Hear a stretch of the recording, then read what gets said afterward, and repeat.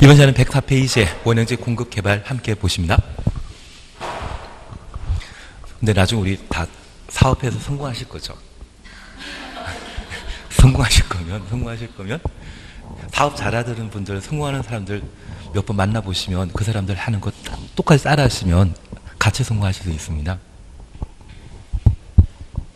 그래서 한 사람만 건너게 되면 웬만한 공무원 아실 수 있고, 한 사람만 건너게 되면 좀 성공했다는 사람들 옆에서 한 일주일 동안 계속 만나시면서 그 사람들은 바쁘다 하지만 억지로 약 잡아가지고 만나자 해서 한번 만나보시면 그 사람들이 행동하는 걸 좀 보시는 게 좀 가능하실 겁니다. 그냥 저 하던 걸 하겠습니다.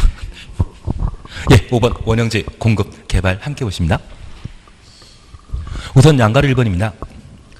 시행자는 미리 지정권자의 승인받아 지정권자 승인 가로 해놓습니다. 다음 각호 하나에 해당하는 자에게 원형지 공급하여 개발하게 할 수 있다. 원형지 공급 대상자로서 1. 국가지방자단체, 2. 공공기관, 3. 지방공사, 1, 2, 3을 묶어놓습니다. 이들은 공공입니다. 그리고 4번입니다. 복합개발 등을 위해 실시한 공모에 선정된 자, 공모 동그라미 해놓습니다. 그래서 공공과 공모는 원형지에 공급할 수 있는 자가 되는 겁니다. 그리고 5번입니다. 학교나 공장 부지로 직접 사용하려는 자, 학교, 공장 줄쳐 놓습니다. 이 경우 원형지 공급할 수 있는 면적은 도시개발구역 전체 면적의 3분의 1까지만 공급할 수 있습니다. 그리고 양가로 2번입니다. 원형지 개발자 가로 속에 국가지방자치단체 제외한다. 국가지방자치단체 제외 추천했습니다. 10년 범위 내 대통령령이 정하는 기간에는 원형지 매각할 수 없다. 국가지방자치단체는 매각 제한을 적용받지 않습니다. 그리고 옆에 페이지에 3번 찾았습니다. 동그라미 1번입니다. 박스 속에 동그라미 1번입니다. 원형지 개발자에 대한 선정 방법은 원칙 수의계약 방식으로 한다. 수의계약 추천했습니다. 다만 원형지를 학교나 공장 부지로 사용하는 자, 학교, 공장 가로 해놓으시고, 원형지 개발자 선정은 경쟁 입찰 방식으로 한다. 경쟁 입찰 줄쳐 놓습니다. 그리고 동그라미 2번입니다. 원형지 공급 가격은 원형지 감정 가격 동그라미 해놓습니다. 그리고 더하기 해주십시오. 기반설 공사 비용, 공사비 동그라미 해놓습니다. 더한 금액을 기준으로 시행자와 원형지 개발자가 협의하여 결정한다. 협의 동그라미 해놓습니다. 그러면 우리는 공급에 대한 예외로서 원형지에 관한 사항을 함께 살펴주십니다. 첫 번째 이해하실 것이 있습니다. 만약 이번에 도시개발 사업을 하게 되었을 때 아파트 만드는 것이 아니라 관광단지를 조성할 수 있거든요. 그 관광단지를 조성하고자 자연환경 보전 지역에 해당되는 30만 제곱미터 이상을 도시개발 구역으로 지정할 수 있다. 그것 맞습니다. 자연환경 보전 지역, 비도시 지역이죠. 현재 도시개발 구역으로 지정할 수 있는 대상은 그 면적이 1만, 3만, 30만 세 가지입니다. 그래서 도시지역에 속해 있는 공업지역의 경우에는 3만, 주거적, 상업지역, 자연녹지역과 생산녹지역의 경우는 1만, 보전녹지역은 도시개발구역으로 지정할 수 없다. 비도시지역은 관농작 얼마? 30만 이상일 때 도시개발구역으로 지정할 수 있습니다.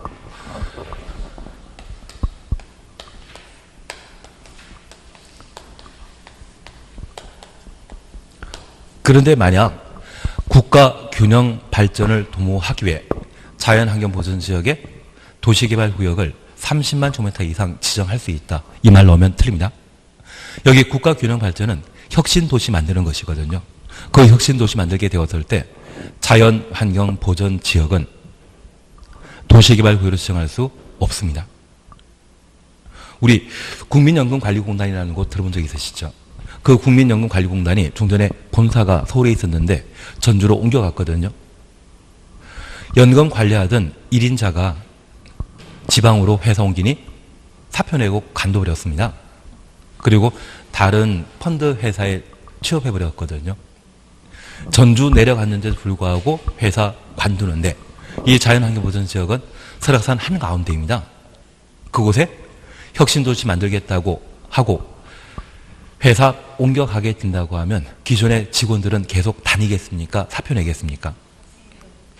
다니는 사람도 계속 쉬겠지만 사표 낼 사람이 많거든요. 그래서 국가균형 발전에 맞서게 된다고 하면 자연환경보전 지역은 도시개발 구역을 정할 수 있다 없다? 없다. 그것 잡으셔야 됩니다. 그러면 이런 곳에 관광단지 만들게 되면 전체 면적 중에 3분의 1까지는 원형지로 개발하고 공급할 수 있다는 이야기입니다. 그러면 이 관광단지 만들게 되었을 때 이 도시개발구역 안에 하천이나 또는 산이 있거든요. 관광단지 만드는 경우라면 물과 산은 그냥 그대로 있는 게 더 낫지 않겠습니까? 보통 아파트 만들 때는 우리 지금 건설지역 북부 쪽에 지금 열심히 개발하고 있거든요. 중부권을. 산은 뭐하고? 밀어버리고. 저수지 있다고 하면 뭐하고? 메꿔버리고. 그렇게 개발 사업하는 것이 일반적인데 이번에 도시개발 사업하는 것이 단지 조성 사업, 특히 관광단지 조성 사업을 목적으로 한다고 하면 그냥 놔두는 게 더 낫죠. 이걸 뭐라 한다? 원형지라 표현하게 되는 겁니다. 이해는 되시겠습니까? 그런데 이 원형지와 관련된 하나 문제가 있습니다. 만약 이 도시개발구역을 지정하고자 하는 곳에 토지의 가격이 평당 100만 원이라고 하면 토지를 강제 수용하게 되면 얼마 주고 강제 수용한다? 50만 원에 강제 수용하게 됩니다. 그리고 이 원형지를 필요한 지에 공급하고자 하는데 저 원형지를 공급받은 자가 이곳에 호텔을 만들 수 있거든요. 그래서 제주도 신라호텔 가보신 적 없으면 그 신라호텔 주변이 둘레길 해가지고 진짜 보기 좋거든요. 그러면 호텔 건설을 할 수 있는 땅이 된다고 하면 이는 평당 50만 원에 공급하겠습니까? 평당 5천만 원에 공급하겠습니까? 호텔 만들 수 있는 상업농지로 공급하게 된다고 하면 가격은 10배 뛴 겁니까? 100배 뛴 겁니까? 100배 뛴거든요. 그러면 이 도시개발구역 내 소유주의 입장에서는 자기 땅은 시세대로도 못 받고 시행자가 팔아먹을 때는 아주 비싸게 팔았는데 뭔가 개발하고 팔게 되면 모르겠지만 손 하나도 대지 않고 그냥 파는데 이런 시세 차이 얻게 된다고 하면 이거 문제 있지 않겠습니까? 그래서 이 원형지 공급하게 되면 도시개발구역 전체 면적을 원형지로 매각 가능하다면 도시개발 사업 시행자는 완전 땅 장사하는 것이죠. 그걸 차단할 목적으로 저 원형지는 전체 면적의 얼마까지만? 3분의 1까지만 공급할 수 있는 겁니다. 그래서 여기 원형지와 관련되어서는 자연환경을 그대로 두고 개발 사업을 도모하기 위해 공급하게 되는데 도시개발구역 전체 면적 중에 얼마까지만? 3분의 1까지만. 그리고 이를 공급받을 수 있는 자는 공공. 그리고 공모전에 당첨된 자. 그래서 우리 인천국제공항 주변에 영종도 일대 중국인 상대로 하는 카지노 호텔 만든다는 이야기 들어본 적 있으십니까? 예, 없습니다. 넘어가겠습니다. 없으면 그냥 넘어가는 게 마음 편합니다. 그리고 우리 어제 태안하고 보령을 연결하게 되는 국내 최초의 해저터널 만들어졌거든요. 그리고 2027년도에 그곳이 개통되게 된다고 하면 아마 그 주변에 관광단지가 꽤 많이 조성되게 될 겁니다. 특히 그쪽에 항구가 있는데 뭐 아산항이든 대산항이든 몇 개 항구에 만약 중국에서 이동할 수 있는 페리오가 정착할 수 있는 국제항으로 지정되게 되면 카지노 하겠다고 찾아오는 사람 꽤 많을 수 있거든요. 아마 그런 쪽이라고 하면 그렇게 된다고 하면 국제항으로 좀 지정되게 된다고 하면 그때는 카지노 만들겠다고 하는 개발 사업 하는 자가 있을 겁니다. 그들이 바로 각종 개발 계획과 관련된 공모에 당선된 자로서 그들에게 필요한 땅에 대해서는 그냥 원형지 공급할 수 있다는 이야기입니다. 추신 이해지시겠습니까? 그리고 학교나 공장 만들겠다고 하는 자에게 저 원형지를 공급할 수 있는 겁니다. 그래서 공급 대상과 관련되어서는 저렇게 각각 구분해 주시는데 가장 중요한 것은 바로 전체 면적 중에 얼마까지만? 3분의 1. 땅 장사하는 거 좀 곤란하지 않겠습니까? 그리고 이 원형지를 공급하게 되면 정상적인 개발 사업으로 공급한 것입니까? 개발 안 하고 팔아먹은 것입니까? 개발 안 하고 팔았다고 하면 원칙에 위배되기 때문에 저 원형지 공급하고자 한다면 누구에게 승인받아야 된다? 지정권자의 승인 받도록 되어 있습니다. 그래서 개발법에는 지정권자 그리고 딱 한 군데 시군구청자 나오거든요. 그래서 웬만하면 관할청을 뭐로 본다? 지정권자로 봐주십니다. 그리고 이 원형지를 공급함에 있어서 공급 방법, 원칙, 수의 계약입니다. 반면 학교나 공장 용지로 활용하고자 하는 자에게 원형지 공급하는 때는 어떤 방법으로? 경쟁 입찰 방법으로 공급한다라는 것 확인 없습니다.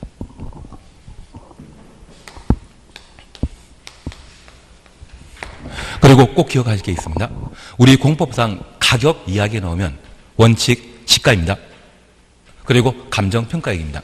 딱 두 군데가 시가 아닙니다. 바로 여기와 우리 매수 청구와 관련된 매수 가격은 얼마로 한다? 공시법이 정한 가격을 한다. 그 말 기억나시겠습니까? 10년간 도시공 개설 사업이 시행되지 않은 지목대인 토지 소유자가 매수 청구하게 되면 매수 가격은 공시법이 정한 가격입니다. 매수 청구는 올해 시험에 나온다 안 나온다? 나온다. 나오는 거라서 제가 하는데 앞으로도 골 100번 더 할 겁니다. 걱정하지 마십시오. 100번은 더 할 테니 신경 쓰지 마시는데 그냥 계속 듣기만 하시면 됩니다. 대신 딱 두 군데만 시가가 아닙니다. 여기에서는 원형지에 대한 감정평가액에 저 원형지에 진입할 수 있는 도로 만들었다고 하면 그게 기반설 공사비이거든요. 그것을 토대로 협의하여 가격을 결정하게 됩니다.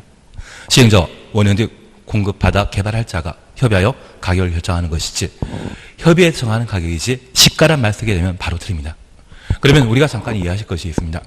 100만 원짜리 땅을 50만 원에 강제 수용했다고 하면 감정평가하게 되면 100만 원에 근접한 한 80만 원, 90만 원이 감정평가액이고 그곳에 도로 만들게 된다고 하면 도로 공사비 어느 정도 투라되게 될 겁니다. 그걸 토대로 해서 가격을 결정하게 되는데 만약 상업용지라면 상업용지라고 하면 감정평가액이 엄청 올라가지 않겠습니까?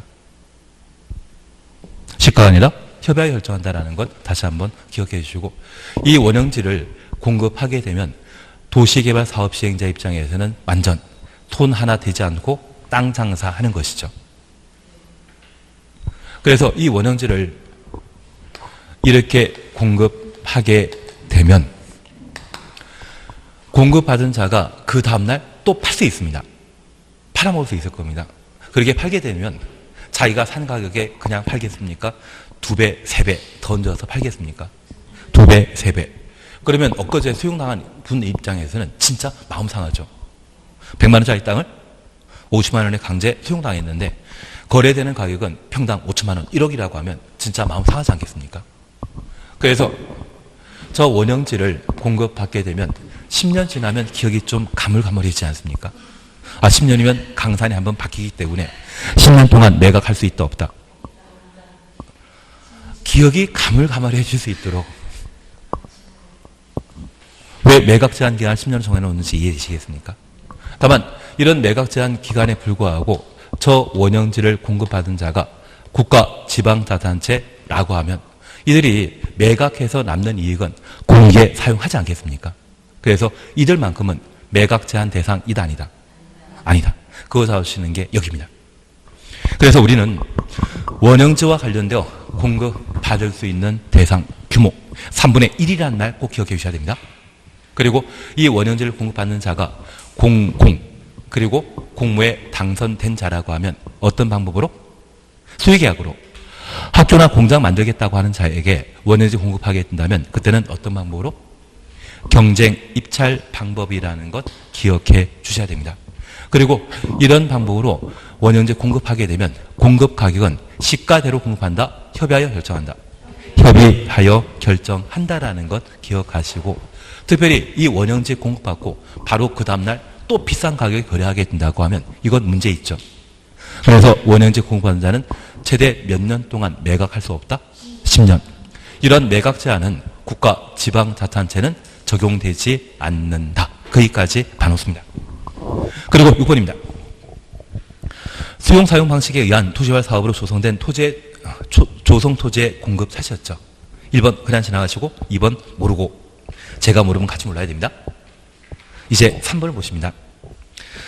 그 중에 우리가 먼저 봐주실 것이 맨 마지막 줄에 조성 토지는 실시 계획에 따라 공급한다. 그러면 이 실시 계획은 지정권자에게 인가받은 적이 있죠. 조성 토지는 개발사업 전에 파는 것이다. 개발사업 다 끝나고 파는 것이다. 다 끝나고 파는 겁니다. 그러면 그곳에서 4줄 올라가시면 시행자는 조성 토지를 공급하려 할 때 조성 토지의 공급 계획 작성하여 지정권자에게 제출하여야 한다. 제출 동그라미 해놓습니다. 그러면 이 조성 토지 공급은 원칙에 따라 공급하는 것이죠. 예외이다, 원칙이다. 원칙입니다. 만약 예외에 해당된다면 지정권자 승인 받아야 되는데 원칙대로 공급했기 때문에 이 조성 토지 공급만큼은 공급 계획을 지정권자에게 뭐 한다? 인가 받아야 된다. 제출하고 끝난다. 제출하는 겁니다. 원칙에 부합하기 때문에 인가 받는 것이 아니라 제출한다. 그렇게 기억해 놓습니다. 한 장 넘기십니다.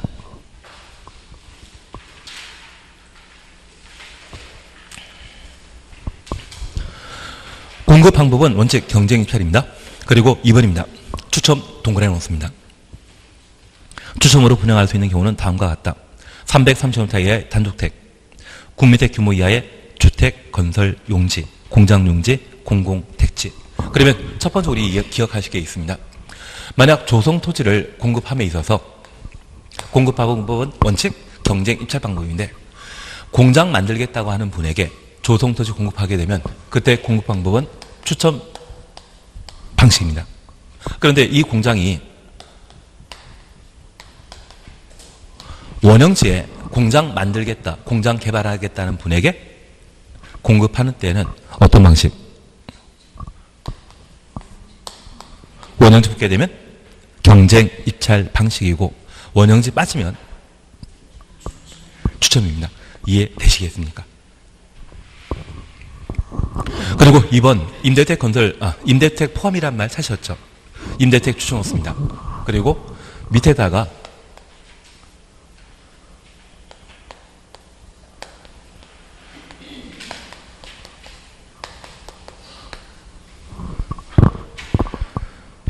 추첨하여 분양할 수 있는데 임대택 밑에다가 붙여놓으시고 강행 규정에 의한 추첨이라 해놓습니다.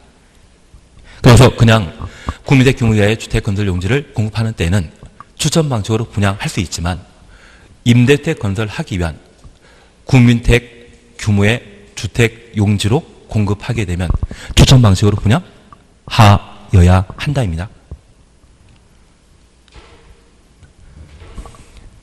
그냥 강행 규정이라고만 해 주십시오. 아니면 추첨하여야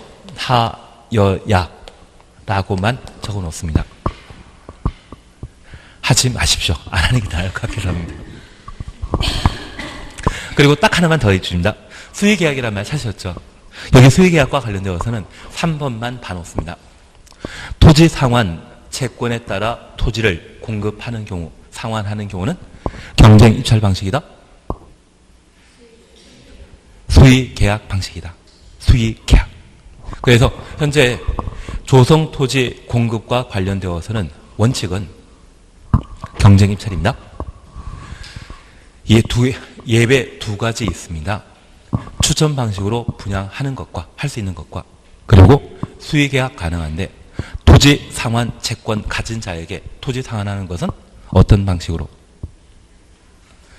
수의계약 방식으로 공급하고 추천 방식은 4가지입니다. 330제곱미터의 단독택, 100평 이하를 말하죠. 그리고 공공택지, 그리고 국민택 규모의 주택 건설 용지, 그리고 공장 용지로 공급하는 때에는 어떤 방식으로? 추천 방식으로 공급할 수 있다. 그래서 시험에 뻔히 나올 게 이겁니다. 다음 중 공급 방법 다른 거 찾으라고 하면, 다음은 추천 방식으로 분양한 것이다. 잘못된 거 찾으라고 하면 이 4가지가 알린 상태에서 엉뚱한 게 나올 겁니다. 그중에 우리 이것 하나 이해해 주십시오. 만약 사회복지시설 또는 유치원이 있다고 하면 얘는 추천 방법이겠습니까? 수의 계약이겠습니까? 경쟁 입찰이겠습니까? 내가 유치원 만들면 돈 잘 번다, 못 번다? 잘 번다로 좀 찍어주십시오. 그리고 사회복지를 만들게 되면 나 돈 잘 번다, 못 번다? 잘 번다에 좀 찍어주십시오. 요양병원 나오면 잘 번다, 못 본다? 예, 잘 본다. 그리고 고무상이라고 하면 잘 번다, 못 본다? 다 제가 돈 잘 버는 것만 이야기 드렸습니다. 액면은 참 멋있어 보이지만 돈벌이 참 잘 되는 것입니다. 그래서 요양병원 같은 경우는 제가 한 10년 전에 이야기 들어서 뭐 어떻게 만들면 참 좋다 했는데 나중에 연락 두절이거든요. 가보니까 옆에 건물 3개 더 있던데요. 잘 본다. 예. 별로 도움이 안 되는 이야기만 계속했나 봅니다. 그래서 우리 추천 방식의 원칙이라는 것 잠깐 확인해 놓으시고, 경쟁, 입찰, 그리고 수의계약 존재한다. 그 정도만 봐놓습니다. 그리고 각종 동의에 대해서는 천천히 이야기하시면 될 겁니다. 한 장 넘기십니다. 환지 방식에 의한 사업 시행 찾으셨죠? 환지 방식에 의한 사업 시행 찾았습니다. 그러면 우리 이것 잠깐 이해해 놓습니다. 수업 오늘 개발법 다 끝나고 나면 아마 한 장짜리를 같이 보시게 되면 개발법 참 쉽다는 이야기가 저 지금까지 보면 70% 이상은 다 쉽다고 이야기하거든요. 예. 그래서 이 쉬운 개발법을 왜 1월달에 안 해줬느냐 막 그러십니다. 근데 1월달에 했으면 아마 국토계획법의 도시군 계획설과 얘가 헷갈려가지고 뭘 공부하고 있는지, 내가 지금 공부하는 게 어디에 위치되어 있는지 전혀 분간하지 못하다 보니 점수가 바닥이시거든요. 그러면 공법에 대해서는 애정이 식어버리십니다. 지금 하니까 쉬워지는 건데 마지막에 한번 정리해 보시면서 이게 진짜 쉬운지 안 쉬운지 한번 봐주십니다. 대신 쉽다는 느낌 가지시면 개발법 점수는 참 잘 나오실 거고요. 어렵다 생각하신다고 하면 그때는 몇 번 더 보시면 이게 만만해지실 겁니다. 대신 시설 사업이 항상 전제돼야 된다는 것만 이야기 드립니다. 이제 우리가 함께 봐주실 것이 바로 환지 방식입니다. 여기 환지 방식과 관련되어서는 이렇게 잠깐 이해해 놓습니다. 도시개발구역 지정 당시에 여러 필지로 구성되어 있는 농경지가 존재하는데 이곳이 도시개발구역으로 지정되고 도로 등의 기반시설을 설치하게 되면 네모 반듯한 조성되는 토지가 나오게 됩니다. 그러면 종전 토지가 평당 100만 원이었는데 1000평 가진 분이 계시면 환지 방식의 개발 사업을 시행하게 되면 다양한 기반시설이 새로 만들어지기 때문에 토지의 가격은 당연히 올라가게 됩니다. 그러면 동가 보상하게 되면 평당 1000만 원짜리 땅이라면 종전 토지 소유자에게 몇 평 주면 된다? 100평. 그러면 이런 개발 사업을 통해 종전 토지 소유자에게 전부 환지 방식을 적용해서 개발 사업하게 되면 전체 면적 중에 10%만 종전 토지를 대신하는 환지로 보상 차원에서 지급하면 되고요. 나머지 90% 땅은 환지하지 않고 남겨주는 땅이죠. 그 남겨주는 땅을 우리는 보류지라 표현하게 됩니다. 환지하지 않고 남겨두는 땅을 뭐라 한다? 보류지. 이 보류지 중에 도시개발 사업에 필요한 다양한 경비를 대체하기 위한 채비지라는 것을 따로 분류하게 됩니다. 그래서 이 채비지는 도시개발 사업에 필요한 비용, 경비를 대체하기 위한 매각 가능한 토지를 세비지라 표현하게 됩니다. 그러면 이제 우리 이해하실 것은 환지는 종전 농경지에 대한 보상 차원에서 지급되는 땅을 뭐란다? 환지. 그래서 종전 토지와 교환하는 땅이죠. 도시개발 사업 당시에는 도로 있는 시가지였겠습니까? 농경지였겠습니까? 그 농경지 토지 소유자에게 개발 사업 다 끝나고 땅으로 교환해 주거든요. 그 땅을 교환해 주는 땅을 뭐란다? 환지라 표현하게 됩니다. 땅과 땅을 막 교환하는 겁니다. 결국 이 환지 방식은 사후 현물 보상 형태로 이루어지는 개발 사업을 말하게 되는데, 특별히 종전 토지는 이 도시개발 구역 전체 다양한 토지 소유자가 존재합니다. 만약 시행자가 환지 방식 개발 사업 하게 되면 분산되게 환지 주겠습니까? 한 곳에 몰아주겠습니까? 한 곳에 몰아주는 것이 특징입니다. 그리고 종전 토지가 가치가 100만 원이라고 하면 개발된 땅이 1000만 원이었을 때는 10%만 환지로 주면 되겠지만, 만약 평당 토지의 가격이 2천만 원으로 시행자가 결정하게 된다고 하면 그때는 5%만, 만약 평당 1억짜리 땅으로 평가하게 되면 1%만 환지 주고 말아버립니다.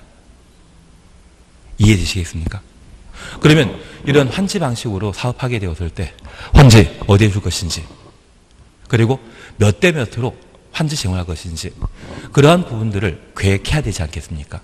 그래서 이 환지 방식으로 개발 사업하게 되면 환지 계획이라는 것을 시행자가 작성하고 토지 소유자에게 개발 사업 다 끝났을 때 어디에 몇 평짜리 땅을 주겠다, 그걸 미리 계획하도록 되어 있는데 그걸 환지 계획이라 표현합니다.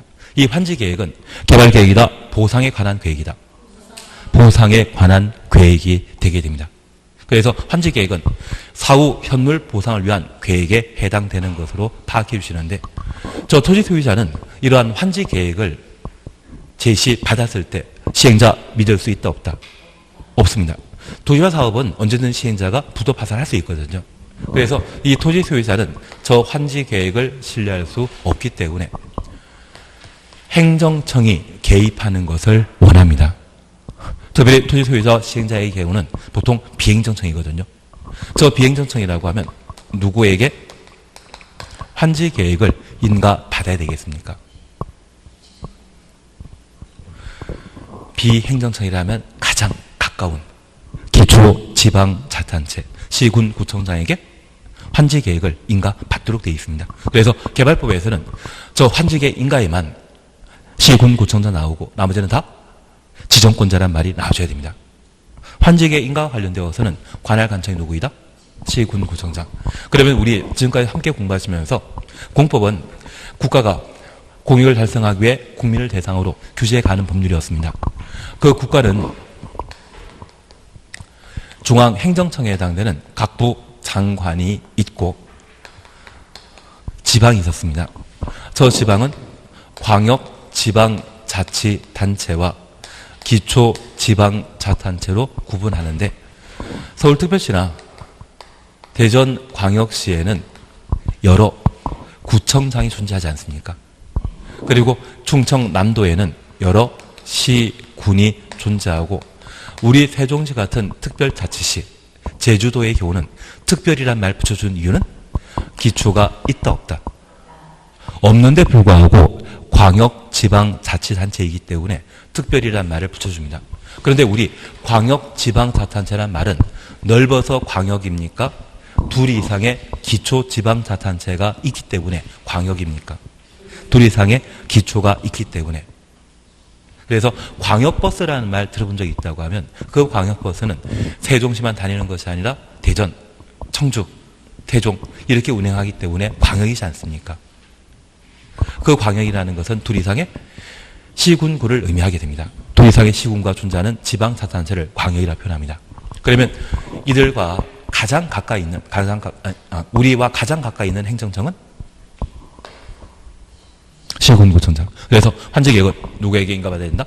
시군구청장에게 인가받도록 되어 있습니다. 그러면 저 환지 계획을 시군구청장 인가받게 되면 그제서야 사후 현물 보상이 완성된 것으로 인정하고 개발 사업에 착수할 수 있습니다. 그리고 개발 사업이 모두 완료되게 되면 일반인의 공람 절차를 거치는데 이 공람은 수용 방식과 다릅니다. 수용 방식에는 공람 없습니다. 환지 방식에는 뭘 한다? 공람하게 됩니다. 하나 이해하실 것이 있습니다. 만약 이 환지 방식으로 개발 사업하게 되면 저 공람 절차 거친 이후 시행자는 지정권자에게 준공검사 신청하고 준공검사 합격한 때 공사 완료 공고하게 됩니다. 그리고 이 공사 완료 공고 이후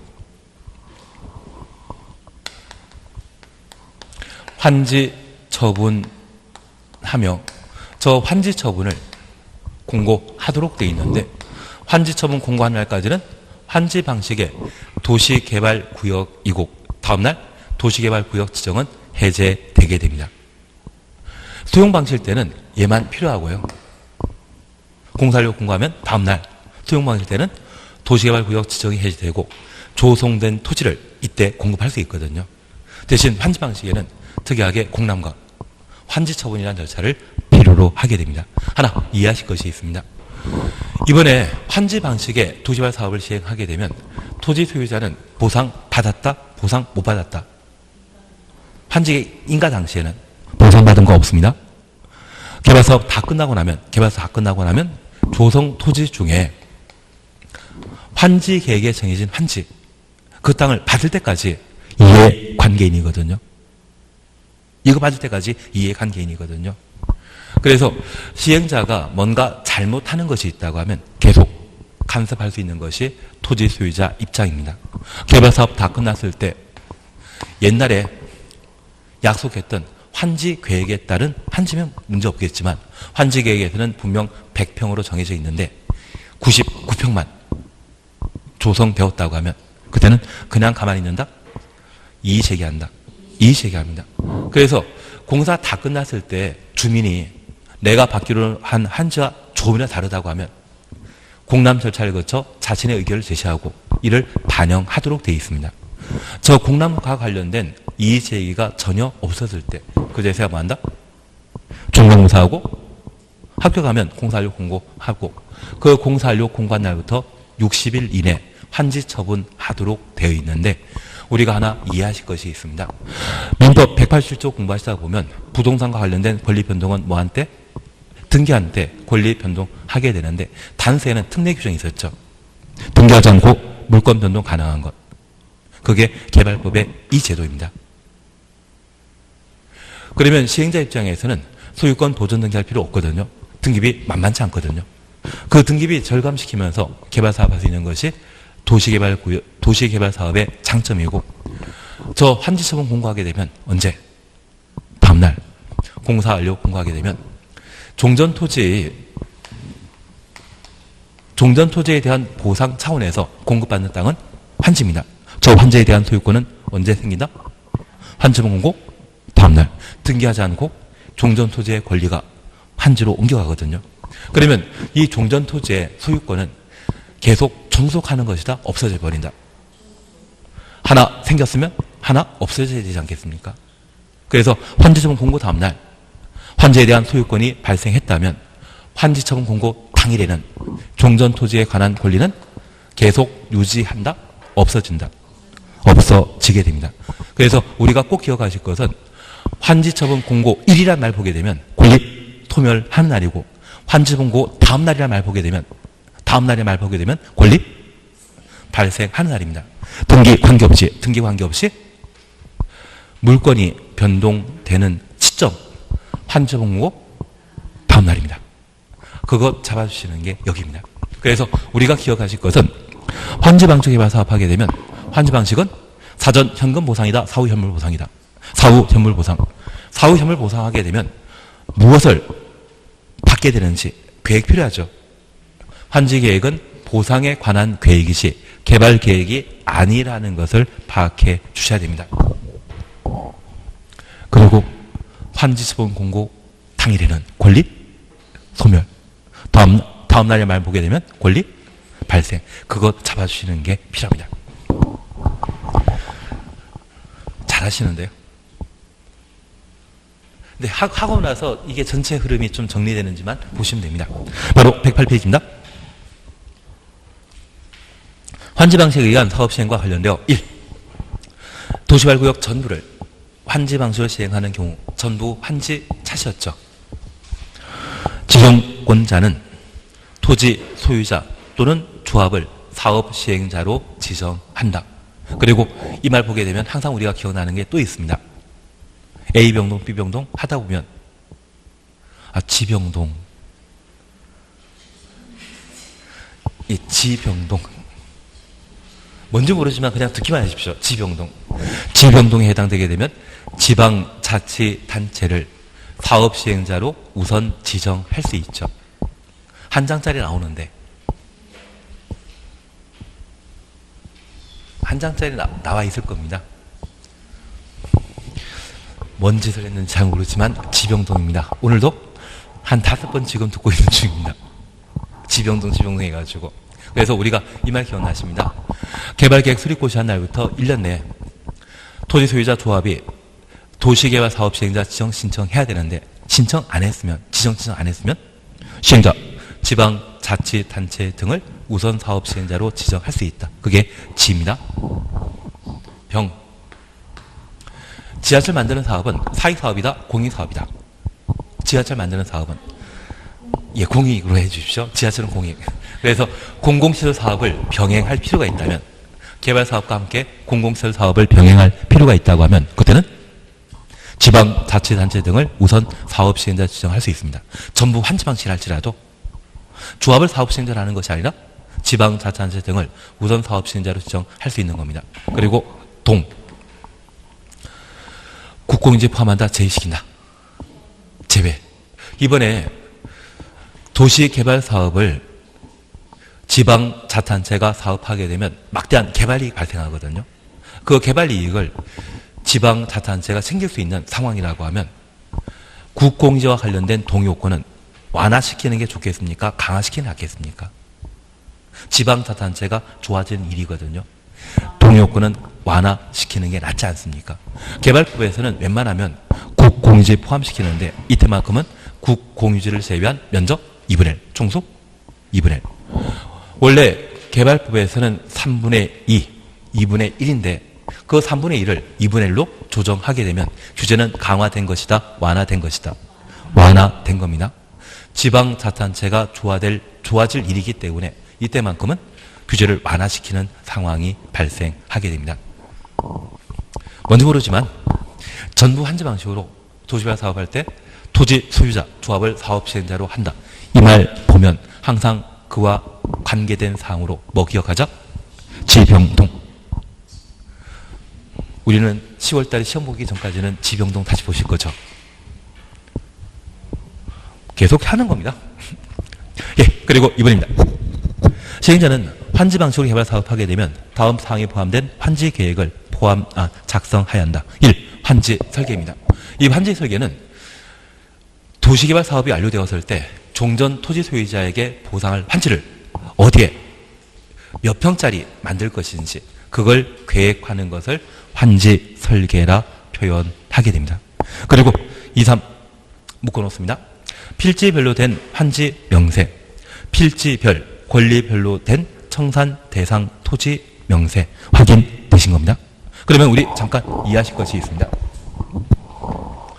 우리가 환지 처분과 관련된 효과로 환지 처분 공고 당일에는 권리 소멸하고 다음 날에는 권리 발생합니다. 그러면 종전 토지에 저당권 그리고 지상권 등이 있다면 저 지상권 등은 환지 처분 공고 다음 날 환지로 이전한다? 소멸해버린다. 소멸하면 토지 소유자 대박 나는데요. 그래서 소유권만 이전하는 것이 아니라 저 종전 토지에 설정되어 있는 모든 권리가 함께 환지로 이전되어버립니다. 그러면 환지하게 되면 소유권에 관한 권리만 파악하면 나머지 권리는 환지로 모두 옮겨가 버리거든요. 반면 이 청산한다는 것은 환지하지 않고 돈을 주는 것을 청산이라 표현합니다. 우리 청산금이란 말 들어본 적 있으십니까? 청산금은 땅을 준다, 돈을 준다. 돈을 주는 겁니다. 그러면 종전 토지 소유자가 환지를 안 받는 경우 있거든요. 환지를 받지 않는다고 하면 토지 소유자에게만 돈 주고 만다? 저당권자나 지상권자에게도 돈 줘야 된다. 종전 토지에 설정되어 있던 소유권 외 권리관계가 있다면 저 소유권 외 권리관계인 자에게도 뭔가 보상해야만 되지 않겠습니까? 그래서 청산 대상의 토지에 있어서는 필지, 우리 시적배에 공부하셨던 필지 개념 이해되십니다? 한 사람이 소유하고 있는 일단의 토지를 뭐란다?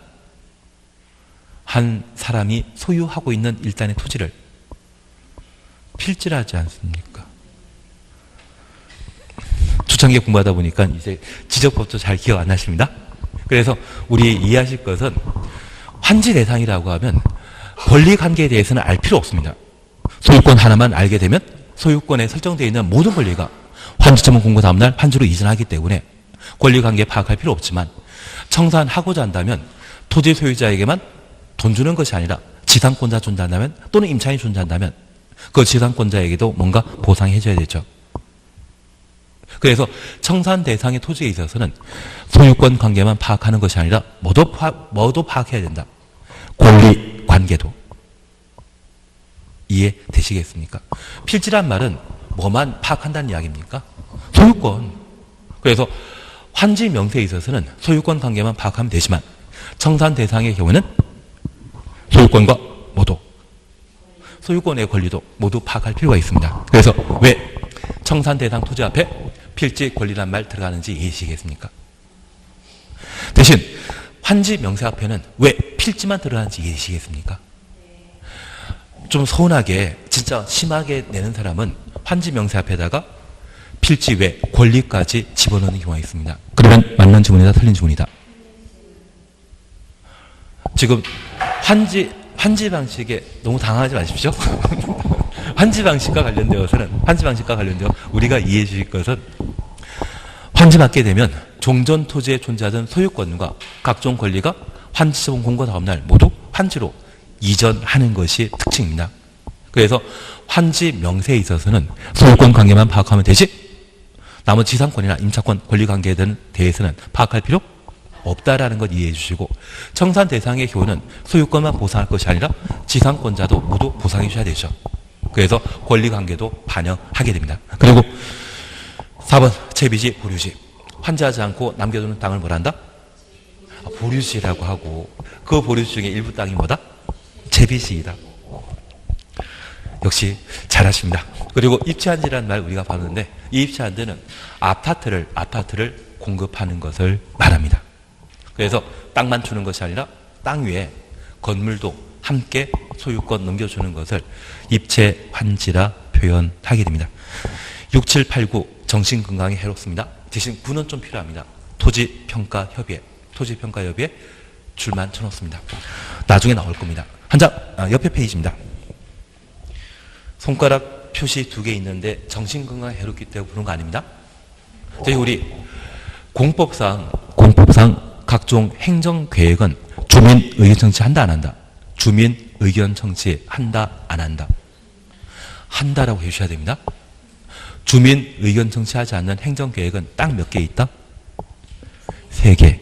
개발법의 실시계획과 국토계획법의 단계를 집행계획, 기반설 설치계획 딱 3가지만 주민 의견 청취하지 않습니다. 그러면 방금 오신 환지계획은 주민 의견 청취 한다 안 한다? 한다. 하면 공람하겠습니까? 공청회 하겠습니까? 역시 똑똑합니다. 공청회 딱 해버립니다. 광역도시계획과 도시군기본계획. 그리고 개발법에 단위 면적이 100만 이상이었을 때 공람 절차 거친 후 공청회 해체해야 된다. 딱 3번. 그러시면 딱 되시는데요. 그리고 옆에 페이지에 평가식과 면적식 있는데 이런 것 정신건강에 해롭습니다. 그리고 제가 부탁드릴 게 있습니다. 공법상 계산 문제 나오면 열심히 푼다? 패싱한다. 예, 그게 맞습니다. 그리고 모아놓고 계산 문제 한 2문제, 3문제 나왔다면 모아놓고 우리 공법에서는 1번부터 5번까지 정답이 보통 8개씩 안분되어 있습니다. 8개씩 안문되어 있습니다. 그런데 내가 계산 문제 패싱했는데 3번이 5개밖에 안 나와 있다고 하면 나는 뭐 찍는다? 역시 똑똑하십니다. 계산 문제는 푸는 거 아닙니다. 공포의 계산 문제는 풀지 말자. 그러시면 이제 쉴 때가 되신 겁니다. 쉬었다가 한지계획의 작성 기준을 보시면 됩니다. 쉬었다 하십니다. 예.